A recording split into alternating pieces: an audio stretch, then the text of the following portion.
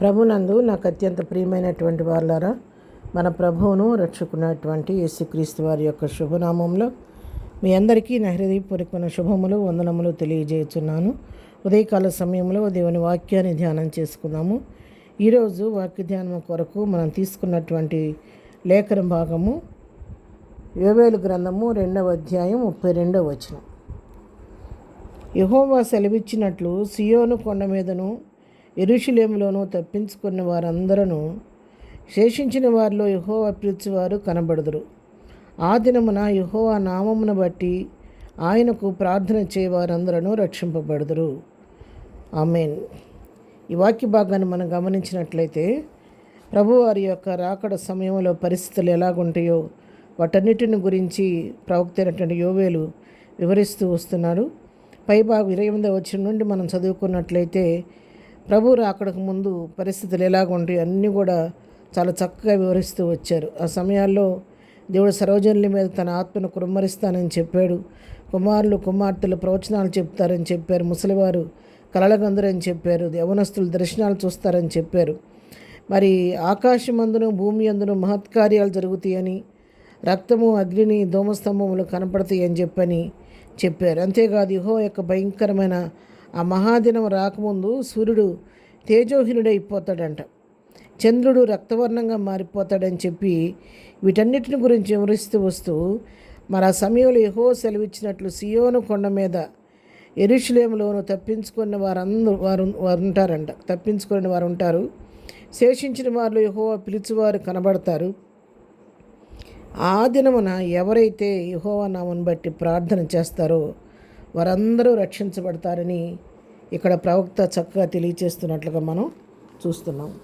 అవును ప్రియులారా, ఈ రాకడ గురించి చెప్పిన సన్నివేశాల్లో ప్రభు మరి కొన్ని సందర్భాల్లో పదే ఈ మాట చెప్తూ వచ్చారు.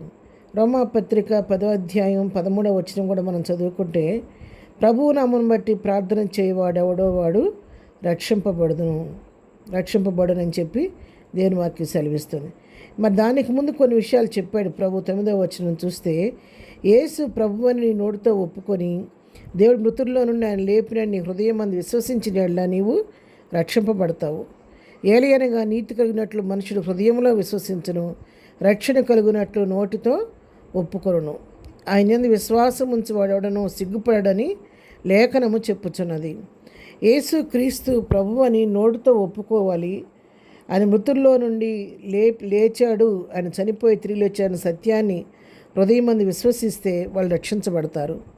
రక్షణ పొందడానికి కావలసిన మార్గాలు ఇక్కడ మనకు చూపిస్తున్నారు. ఇక్కడ యేసు ప్రభు అని నోటితో ఒప్పుకోవాలి. మృతుల్లో నుండి ఆయన లేచాడని హృదయంలో విశ్వసించినప్పుడు నువ్వు రక్షించబడతావు. ఆయన నామాన్ని బట్టి నువ్వు ప్రార్థన చేసినప్పుడు నువ్వు రక్షించబడతావు అని చెప్పిన సత్యాన్ని ఇక్కడ తెలియజేస్తున్నాడు. అదే రోమాపత్రికలోని 11వ అధ్యాయం 26 నుంచి మనం చదువుకుంటే విమోచకుడు సియోనులో నుండి వచ్చి యాకోబులో నుండి భక్తిహీనతను తొలగించును. నేను వారి పాపములను పరిహరించినప్పుడు నా వలన వారికి కలుగు నిబంధన ఇదియే. చూసారా, ఇక్కడ కూడా ప్రభువారు వచ్చి ఆయన పాపాలను పరిహరించినప్పుడు మరి వారికి క్షమాపణ కలుగుద్ది, వారికి రక్షణ కలుగుద్దని, యాకోబుల నుంచి ఆయన భక్తిహీనతను తొలగిస్తానని, వారి పాపాలను క్షమిస్తానని, పరిహరిస్తానని చెప్పని, వారితో నిబంధన స్థిరపరుస్తాడని చెప్పని ఇక్కడ కూడా తెలియచేస్తూ ఉన్నాడు. కాబట్టి ఎవరైతే ప్రభువుని విశ్వసించి మొన్నటి వరకు మనం పునరుద్ధాన పండుగ చేసుకున్నాం. అవును, ప్రభువారు మృతునొంది సమాధి చేయబడి 3వ రోజున తిరిగి లేచి పునరుద్ధానుడై లేచాడు, తండ్రి యొద్దకు ఆరోహణమైన సత్యాన్ని ఎవరైతే నమ్ముతారో వారు రక్షించబడతారు. ఆ సత్యాన్ని గ్రహించి ఎవరైతే ప్రార్థన చేస్తారో వారు రక్షించబడతారనే సత్యాన్ని మనం ఇక్కడ చూడగలుగుతూ ఉన్నాం. కాబట్టి మరి ఎవరు కూడా నశించిపోవడానికి ఇష్టం లేదు. కాబట్టి అందరూ అంతటా మారు మనసు పొందాలని దేవుని చిత్తమై ఉన్నది. కాబట్టి ఆ విధంగా ఎవరైతే ప్రభు నామంలో ప్రార్థన చేస్తారో వారు రక్షణ పొందుతారనే సత్యాన్ని ఇక్కడ ఉదయకాల వాక్యం ద్వారా మనం నేర్చుకుంటున్నాం. అపోస్తుల కార్యం 2వ అధ్యాయం 20వ వచనం చదువుతున్నాను. ప్రభు ప్రత్యక్షముగా మహాదినం రాకమునుపు సూర్యుడు చీకటిగాను చంద్రుడు రక్తంగాను మారుదురు.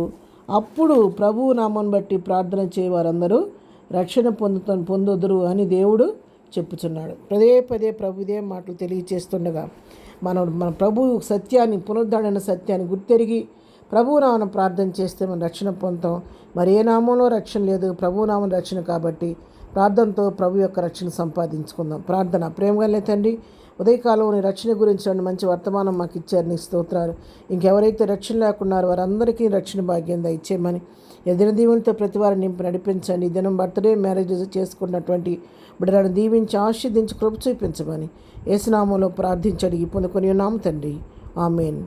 ప్రభు కృప సదాకాలం మనందరికీ తోడై ఉండి నడిపించును గాక. ఆమెన్.